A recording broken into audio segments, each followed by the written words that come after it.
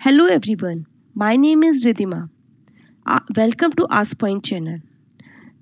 तो फ्रेंड्स, आज मैं आपके लिए एक अलग सा टॉपिक लेके आ रही हूँ। द हिंदू का एक आर्टिकल है जो कि 7 दिसंबर को अपडेट हुआ था। इस आर्टिकल में एक इंटरेस्टिंग बात कही गई है, तो जिसका रिजल्ट इस पूरे वीडियो को देखने के बाद पता चलेगा कि एक्चुअल में वो बोलना क्या चाहते हैं। तो आर्टिकल क्या है?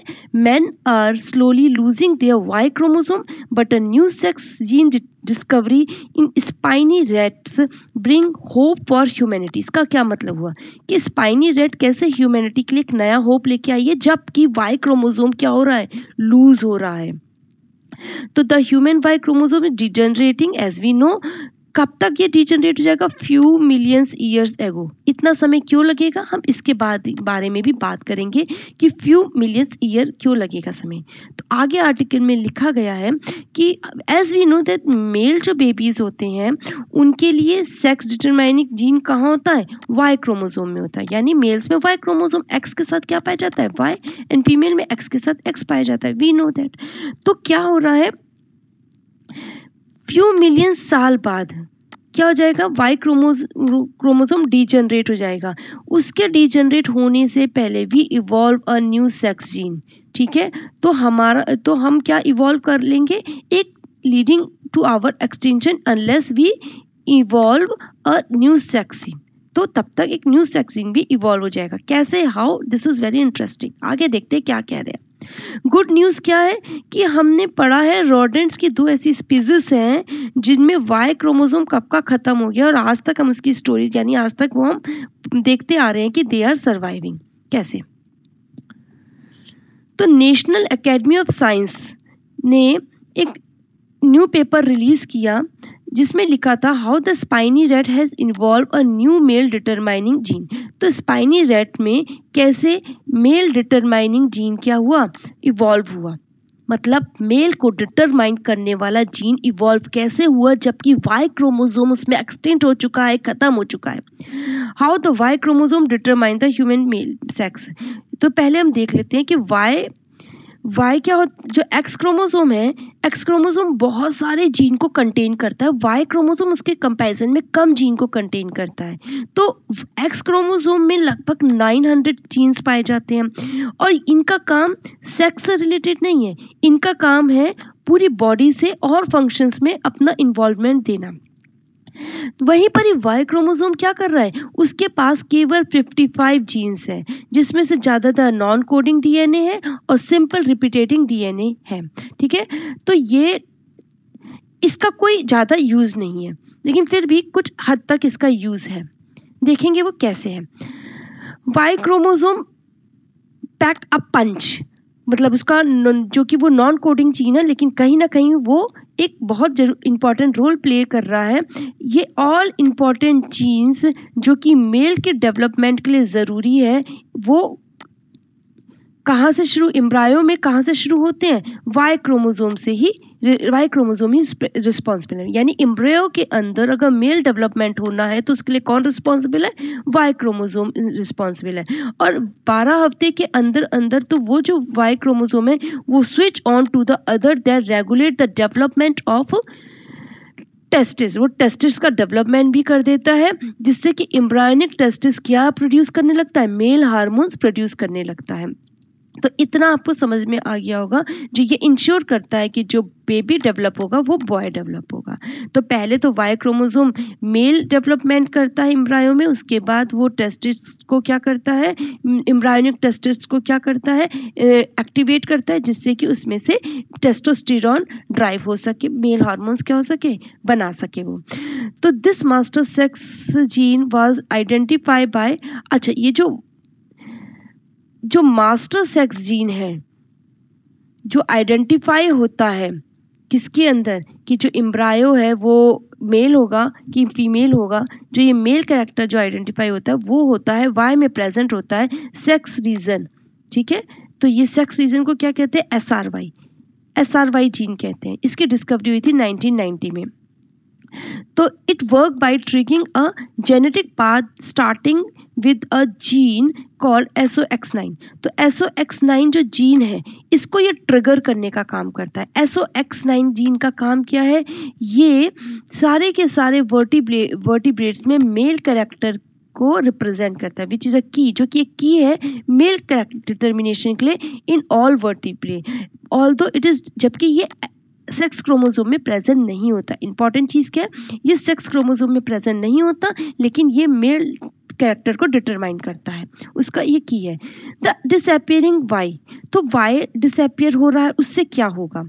Most mammal has X and Y chromosome, तो वाई एक्स क्रोमोसोम में लॉट्स ऑफ जीन होते हैं, वाई क्रोमोसोम में SRY होता है, उसके साथ कुछ ही जीन्स होते हैं। तो ये जो रेशियो है कि भाई वाई में तो बहुत ज्यादा है, एक्स में बहुत कम है, ये एक अनइक्वल डोज है, ठीक है, जो कि मेल और फीमेल के बीच में है।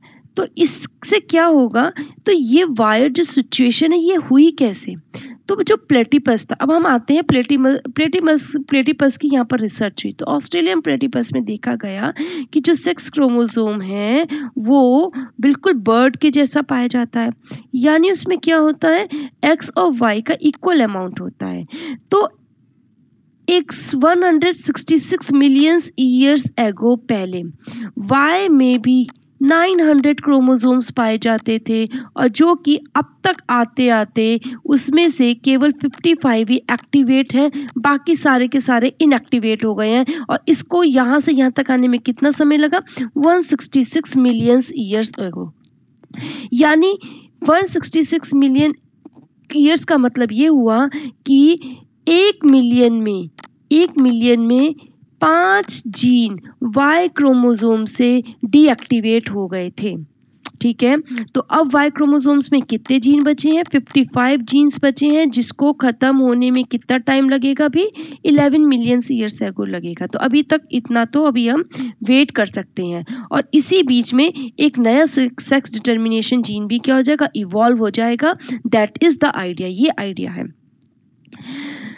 तो आगे ये कह रहे हैं कि वाई क्रोमोसोम क्या मृत्यु की ओर जा रहा है, डेथ की ओर जा रहा है, कुछ क्लेम करते हैं, कुछ इस क्लेम को काउंटर करते हैं। तो देखते हैं क्या है इसके पीछे। ये theory, according to this theory, rodent के पास कोई भी वाई क्रोमोसोम नहीं है, still they are alive, survive कर रहे हैं। तो ऐसा तो नहीं होने वाला कि मेल के वाई क्रोमोसोम अगर चले जाएंगे तो आगे चल के मेल फैक्टर खत्म हो जाएगा, ऐसा नहीं होने वाला। मेल रहेगा, मेल्स रहेंगे, लेकिन उनकी अब कंडीशन दूसरी रहेगी। वही आइडिया है, वही इस आर्टिकल की ब्यूटी है। देखते हैं क्या कह रहा है ये। तो मोल वुल्व्स जो ईस्टर्न यूरोप में रहते हैं, और स्पाइनी रैट्स जो कि जापान में रहते हैं, उनमें boost some species, each boost some species, उन्होंने सब कुछ स्पीसीज को क्या किया, बूस्ट किया, in which Y chromosome and SRY have completely disappear, जिसमें कि वाई और SRY कंप्लीटली क्या हो गए थे, ये डिसअपियर हो गए थे। और जो जो एक्स क्रोमोसोम है उसमें सिंगल और डबल डोज दोनों सेक्स में मिली, या तो एक्स की सिंगल डोज मिली या फिर डबल डोज। आगे क्या कह रहे हैं, आगे ये बोलते हैं होक्काइडो यूनिवर्सिटी के एक बायोलॉजिस्ट हैं क्यूरोइवा। तो क्यूरोइवा ने, वो लकी थे कि उन्होंने ये फाइंड आउट किया कि स्पाइनी रैट में 3 स्पीसीज मिली, जो कि जापान के 3 आइलैंड में रहती हैं, तीनों की तीनों एंडेंजर हैं, और ये सब विदाउट द SRY के सरवाइव कर पा रही है। लेकिन अभी तक ये पता नहीं चला कि SRY जीन जब नहीं है, तो क्योंकि SRY का काम क्या था, सेक्स डिटर्मिनेशन का काम था कि ये मेल है, इसको मेल बनाना है। तो जब यही चीज नहीं है, तो मोल के अंदर ये जो डिटर्मिनेशन है सेक्स का, ये पता कैसे चलता है। तो ये क्वेश्चन फिर रेज हुआ। तो क्यूरोइवा ने बताया, टीम ने जो रिसर्च करी, उन्होंने क्या फाइंड आउट किया, the gene of the Y of the spiny rat had been relocated. तो जो स्पाइनी रैट में जो वाई क्रोमोसोम्स के जो जीन है वो तो रीलोकेट हो गए हैं, मतलब SRY के अलावा जो इनमें जीन थे वो तो रीलोकेट हो गए हैं, लेकिन अभी भी SRY का कुछ पता नहीं चला। तो फिर क्या हुआ, फिर कुछ पेपर पब्लिश हुए, आगे की रिसर्च हुई, तो उससे पता चला the team found the sequence that were in the genome of male but not in the female. उन्होंने रिसर्च करी तो उनको कुछ ऐसे आंकड़े मिले जो कि मेल में तो प्रेजेंट थे, मेल में तो ये प्रेजेंट थे, पर फीमेल में ये प्रेजेंट नहीं थे। तो कुछ ऐसे इनको क्या मिले, सीक्वेंसेस मिले। ये सीक्वेंसेस क्या थे इनको, और इन सीक्वेंस को जब और रैट्स के अंदर डाल के देखा तो बहुत पॉजिटिव रिजल्ट निकल के आए। क्या पॉजिटिव निकल के आए, तो इन्होंने देखा कि जो सेक्स जीन है SOX9 जो कि 3rd क्रोमोसोम में रहता है, इनमें टाइनी डिफरेंस हुआ, इनमें एक छोटा सा चेंज आया। यहाँ पर स्मॉल डुप्लीकेशन हुआ, किसका, 17,000 बेस पेयर का डुप्लीकेशन हुआ। 3 बिलियन बेस पेयर में से 17,000 जो बेस पेयर थे उनमें डुप्लीकेशन पाया गया, जो कि मेल में था, फीमेल में नहीं था। बस दिस इज द आइडिया, यही उनको मिलना था, यहीं से उन्होंने फाइंड आउट किया कि जो SOX9 जीन है अब वो SRY से ट्रिगर नहीं होता। अब जो ये इसमें small bit of duplication of DNA है, यही SRY यही क्या कर देता है, SOX9 को स्विच कर देता है, जिससे कि उसमें मेल कैरेक्टर डिटरमाइन हो जाए। तो जब उन्होंने SOX9 को और माउस में इंट्रोड्यूस करवाया तो उन्होंने पाया कि विदाउट SRY के भी उनमें क्या हुआ, SOX9 एक्टिवेट हो गया। तो बस इनका काम हो गया। तो इसी तरीके का हमें भी कुछ आगे की जो इवोल्यूशन है मैन के अंदर, कुछ इसी तरीके का इवोल्यूशन होगा। अब वो देखते हैं थ्योरी क्या कह रही है। What this mean for the future for of man, क्या कह रही है ये थ्योरी मैन के लिए। तो मैन के लिए ये थ्योरी कह रही है फ्यूचर, तो इवोल्यूशनरी मतलब वाई क्रोमोसोम तो डिसअपियर हो ही जाएगा, लेकिन जैसे कि लिजार्ड और स्नेक्स में भी क्या चल रहा है, केवल फीमेल्स होती है बहुत सारी स्पीसीज में, पर इसका मतलब क्या है कि उनका जो ओन जीन है वो एग को बना देता है।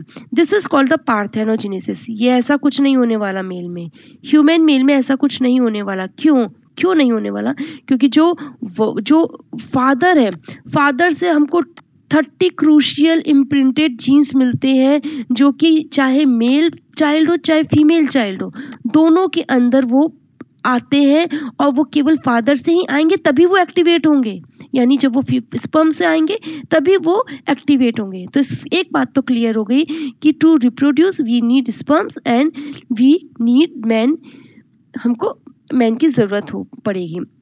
तो extension of human race Y chromosome, तो वाई क्रोमोसोम का एक्सटेंशन से ह्यूमन रेस एक्सटेंड नहीं होगी। आगे देखते हैं क्या है। पूरा आर्टिकल यहाँ पर जाके खत्म हो जाएगा, ये आइडिया है, और इसी से ही पूरा आर्टिकल, इसी पर ही पूरा आर्टिकल बेस्ड है। तो न्यू रिसर्च से पता चला कि न्यू सेक्स डिटरमाइनिंग जीन क्या होगा, इवॉल्व होगा ह्यूमन के अंदर। उफ़ो, ये क्या चीज आ गई। तो however evolution of new sex determination gene comes with risk. ये जो न्यू डिटरमिनेशन जीन आएगा ये रिस्क के साथ आएगा। इसका मतलब क्या है, one new system evolve in the different part of the word के डिफरेंट पार्ट में एक नया सिस्टम इवॉल्व होने वाला है। ये जो सेक्स जीन की जो वॉर है, इसमें सेपरेशन ऑफ न्यू स्पीसीज, एक न्यू स्पीसीज सेपरेट हो जाएगी, बन जाएगी, which is exactly what has happen with the mole voles and the spiny rat, जो कि इन दोनों के साथ हुआ। तो लगभग 11 मिलियन ईयर्स एगो, मतलब अब 11 मिलियन ईयर्स जब कोई इंसान अर्थ में घूमेगा, जब अगर विजिट करते हो, तो या तो आपको ह्यूमन नहीं मिलेगा, और या फिर जो ह्यूमन मिलेगा उसमें they different sex determination system, तो और सर्वाइवल डिफरेंट ह्यूमन स्पीसीज। तो यहाँ पर उनको डिफरेंट स्पीसीज मिलेगी, capped apart bye their different sex determination system, जो कि सबका एक मतलब एक सेक्स डिटरमिनेशन सिस्टम बना होगा। तो we can get different species in human also. तो this is the idea, this is the beauty. तो ये जो आर्टिकल है ये जैन ग्रेव्स का आर्टिकल है, जो कि professor of genetics and vice chancellor of fellow La Trobe University की है। Thank you. आई होप आपको ये आर्टिकल समझ में आया होगा, पसंद आया होगा। Do subscribe and like to my YouTube channel so that मुझे आगे और वीडियो बनाने का कॉन्फिडेंस मिल सके। Thank you so much.